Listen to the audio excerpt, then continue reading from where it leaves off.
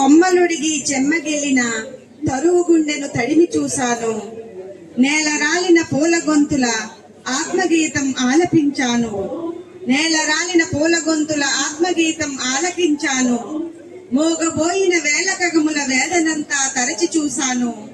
పరితపిస్తూ వనము విడిచిన కన్నీటి ధారను సిరాచుక్కగా మలచి రాశాను. అరణ్య వేదన అక్షరాల్లో గుమ్మరిస్తూ దిగులు నీడలో అలా అక్షరమయ్యాను.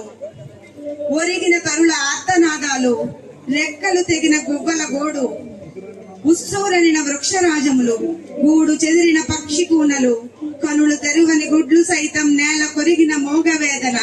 ప్రకృతి గుండెలు పగిలిపోయెను, ప్రకృతి గుండెలు పగిలిపోయెను, పికము గొంతుక ఎండిపోయెను. నిలువరించలేక నిర్లిప్తంగా రోధిస్తుంది పొడమి కానుపు.